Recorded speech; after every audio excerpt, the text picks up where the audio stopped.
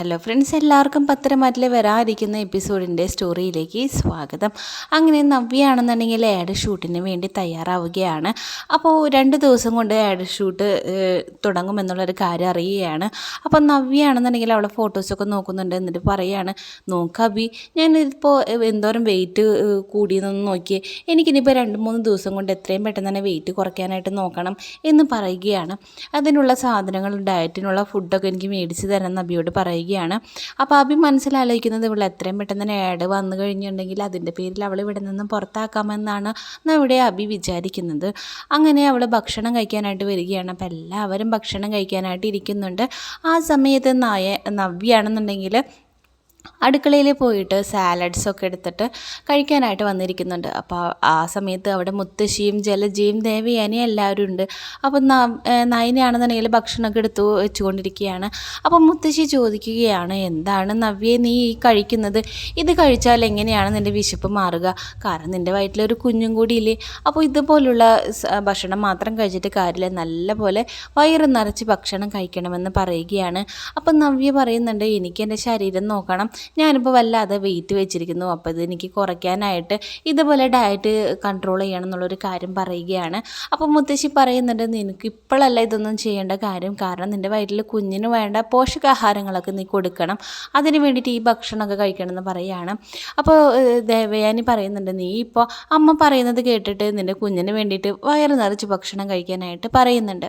അപ്പോൾ ജലജ പറയുന്നുണ്ട്, ഓ ഇവളെ പറച്ചിൽ കേട്ട് കഴിഞ്ഞിട്ടുണ്ടെങ്കിൽ ഇവളേതോ കാശുകാരൻ്റെ വീട്ടിലെ അല്ലെങ്കിൽ വലിയ കൊമ്പത്തെ വീട്ടിലാണെന്നാണ് ഭാവം. അവളെ ഡയറ്റും കാര്യങ്ങളും, അവളെ വീട്ടിൽ വെച്ചിട്ട് 3 നേരം അവൾക്ക് ഭക്ഷണം കഴിക്കാൻ തന്നെ ഒരു ഗതി ഉണ്ടായിരുന്നില്ലേ, എന്നിട്ടാണ് അവൾ ഈ ഇപ്പോൾ ഒരു ഡയറ്റും കാര്യങ്ങളൊക്കെ പറയുന്നതെന്ന് പറയാണ്. അപ്പം മുത്തശ്ശി പറയുന്നുണ്ട്, മോളെ അതൊന്നും നോക്കാത്തത് കഴിക്കാൻ നിൽക്ക്. നമ്മുടെ നയനമോളാണെന്നുണ്ടെങ്കിൽ ഓരോരുത്തരെ കണ്ടുകൊണ്ട് നല്ല ഭക്ഷണങ്ങളാണ് ഉണ്ടാക്കിക്കൊണ്ടിരിക്കുന്നത്, അത് കഴിച്ചാലും മോൾക്ക് വണ്ണൊന്നും വയ്ക്കത്തൊന്നുമില്ല, നല്ല ഹെൽത്തി ഫുഡൊക്കെയാണ് അവൾ ഉണ്ടാക്കിക്കൊണ്ടിരിക്കുന്നത്, അതുകൊണ്ട് മോൾ ഈ സലാഡൊക്കെ മാറ്റി വെച്ചിട്ട് ഇത് കഴിക്കാനായിട്ട് നോക്കുമെന്ന് പറയുകയാണ് മുത്തശ്ശി. അപ്പോൾ ജലജ പറഞ്ഞത് കേട്ടിട്ട് നയനയ്ക്ക് വളരെയധികം ദേഷ്യം വരുന്നുണ്ട്. അവൾ ദേഷ്യപ്പെട്ടിട്ട് ജലജയോട് പറയുന്നുണ്ട്, ശരിയാണ്, ഞങ്ങളുടെ വീട്ടിൽ പട്ടിണിയും പരിവട്ടം തന്നെയൊക്കെയാണ്, പക്ഷേ എൻ്റെ അച്ഛനാണെന്നുണ്ടെങ്കിൽ അച്ഛൻ കഴിക്കാതെ അച്ഛൻ്റെ ഭക്ഷണം ഞങ്ങൾക്ക് 3 മക്കൾക്കും സമൃദ്ധിയായി തന്നു തന്നെയാണ് ഞങ്ങളുടെ അച്ഛൻ വളർത്തിയത്, അതുകൊണ്ട് ഞങ്ങളുടെ വീട്ടിലെ ആൾക്കാരെ പറയേണ്ട കാര്യമില്ല, എന്ത് പറഞ്ഞു കഴിഞ്ഞാലും അപ്പച്ചി എൻ്റെ വീട്ടുകാരെയാണല്ലോ പറഞ്ഞത്, എനിക്ക് അങ്ങനെ കേട്ടുകൊണ്ടിരിക്കാനായിട്ട് പറ്റില്ല എന്ന് പറയുന്നുണ്ട്. അപ്പോൾ ഇതൊന്നും കേട്ടിട്ട് നവ്യ തിരിച്ചു മറുപടി പറയുന്നില്ല, നയനയാണ് പറയുന്നത്. അപ്പോൾ പറയുന്നുണ്ട്, മോളെ ഭക്ഷണം കഴിക്കുമെന്ന് പറയുകയാണ്. അങ്ങനെ മുത്തശ്ശി പറഞ്ഞതനുസരിച്ചിട്ട് നയന ഭക്ഷണം എല്ലാം നവ്യയ്ക്ക് വേണ്ടി എടുത്തു വെച്ച് കൊടുക്കുന്നുണ്ട്. അപ്പം നവ്യ മനസ്സിൽ ആലോചിക്കുന്നുണ്ട്, ഇവിടെ എല്ലായിടത്തും ഇവിടെ കൈകളാണല്ലോ, ഇവളെയാണല്ലോ വളരെയധികം ഇഷ്ടം, എത്രയും പെട്ടെന്ന് തന്നെ ഇവിടെ നിന്ന് പുറത്താക്കണം, അതിന് വേണ്ടിയിട്ടുള്ള കാര്യങ്ങളൊക്കെ ചെയ്യണം, എന്നെ ആർക്കും ഇഷ്ടമല്ല, ഞാൻ പറയുന്നതൊന്നും തന്നെ ഇവിടെ ഉള്ളവരൊന്നും ചെയ്തു തരുന്നില്ല എന്നൊക്കെയാണ് നവ്യ മനസ്സിൽ ആലോചിക്കുന്നത്. അങ്ങനെ ഈ ഭക്ഷണമൊക്കെ കഴിച്ചു കഴിഞ്ഞ് പിന്നീട് കാണിക്കുന്നത് ആദർശ് പുറത്തിരുന്ന് ഇങ്ങനെ ലാപ്ടോപ്പ് നോക്കിക്കൊണ്ടിരിക്കുന്നുണ്ട്. അപ്പോൾ ആ സമയത്ത് അവിടേക്ക് നയന വരുന്നുണ്ട്. എന്നിട്ട് ചോദിക്കുന്നുണ്ട്, നിങ്ങൾ എന്താണ് ഓഫീസിൽ നിന്നും വന്നിട്ടും ഇങ്ങനെ കാര്യമായിട്ട് ലാപ്ടോപ്പിൽ തന്നെ നോക്കിക്കൊണ്ടിരിക്കുന്നതെന്ന് പറയാണ്. അപ്പോൾ ആദർശ് പറയുന്നുണ്ട്, നിനക്ക് ഇതിനെപ്പറ്റി പറഞ്ഞാലൊന്നും മനസ്സിലാവില്ല, നീ ഈ ഒരു ഡിസൈൻ ഒന്ന് നോക്കിയേ എന്ന് പറഞ്ഞിട്ട് പവിത്രയ്ക്ക് നയന അയച്ചു കൊടുത്ത ഡിസൈനാണ് ആദർശ് കാണിച്ചു കൊടുക്കുന്നത്.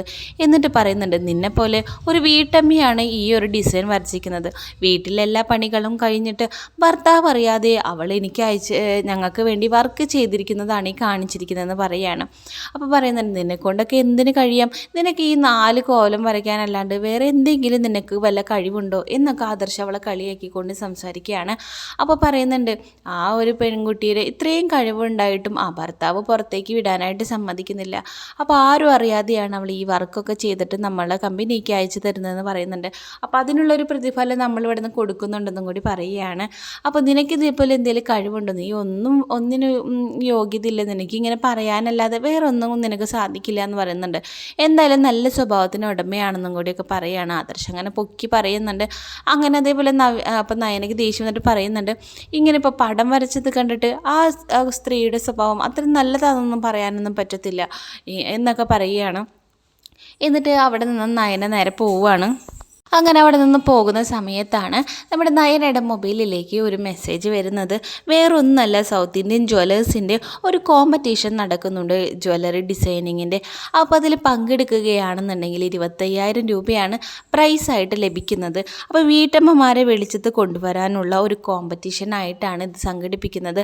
അപ്പോൾ ഇങ്ങനെ കഴിവുകളൊക്കെ ഉണ്ടായിട്ട് വീടിൻ്റെ അകത്ത് തന്നെ അടഞ്ഞുകൂടിയിരിക്കുന്ന അമ്മമാരുടെ കഴിവുകൾ പുറത്ത് കൊണ്ടുവരാനായിട്ടാണ് ഇങ്ങനെ ഒരു കോമ്പറ്റീഷൻ നടത്തുന്നത്.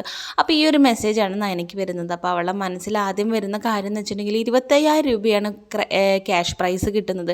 അപ്പോൾ അത് കിട്ടിക്കഴിഞ്ഞിട്ടുണ്ടെങ്കിൽ എനിക്കിപ്പോൾ ഇവിടെ ഇരുന്നുകൊണ്ട് എൻ്റെ അച്ഛനമ്മേനെ സഹായിക്കാനായിട്ട് എനിക്കത് പറ്റുമെന്നാണ് അവൾ ആലോചിക്കുന്നത്. അപ്പോൾ എങ്ങനെയെങ്കിലും ഈ ഒരു കോമ്പറ്റീഷൻ എനിക്ക് പോയി പങ്കെടുത്താൽ മാത്രമേ ഈ പൈസ വിൻ ചെയ്യാനായിട്ട് പറ്റത്തുള്ളൂ. അപ്പോൾ എന്ത് നുണ പറഞ്ഞിട്ടായാലും ഇവിടെ നിന്നും ഇറങ്ങിയിട്ട് ആ കോമ്പറ്റീഷന് പങ്കെടുക്കണമെന്നുള്ളൊരു തീരുമാനത്തിലേക്ക് എത്തിയിരിക്കുകയാണ് നയന. അങ്ങനെയെങ്കിലും എൻ്റെ വീട്ടുകാരെ സഹായിക്കാനായിട്ട് പറ്റുമെന്നുണ്ടെങ്കിൽ അത് ചെയ്യണം. അതാവുമ്പോൾ ആരുടെ കാലും പിടിക്കേണ്ട, ആരോടും ഒന്നും പറയുകയും വേണ്ട. അപ്പോൾ എൻ്റെ വീട്ടുകാരെ എനിക്ക് സഹായിക്കാൻ കിട്ടുന്ന ഒരു സാഹചര്യം ഞാൻ വെറുതെ വിടില്ല. അല്ലാതെ എൻ്റെ കയ്യിൽ ഇപ്പോൾ എവിടെ നിന്നാണ് പൈസ? അതുകൊണ്ട് എന്തായാലും ഇതിന് പോയേ പറ്റുള്ളൂ എന്ന് ആലോചിക്കുകയാണ്. അതോടുകൂടി അവിടെ മുഖത്ത് നല്ലൊരു കോൺഫിഡൻസ് ഒക്കെ വരുന്നുണ്ട്. അപ്പോൾ എത്രയും പെട്ടെന്ന് തന്നെ അവിടെ പോയിട്ട് അവിടെ ചെന്ന കോമ്പറ്റീഷനിൽ വിൻ ചെയ്തിട്ട് 25,000 രൂപ എങ്ങനെയെങ്കിലും കരസ്ഥമാക്കിയിട്ട് എൻ്റെ വീട്ടുകാരൊന്ന് സഹായിക്കണമെന്നുള്ളൊരു തീരുമാനത്തിലേക്ക് നയന എത്തിയിരിക്കുകയാണ്.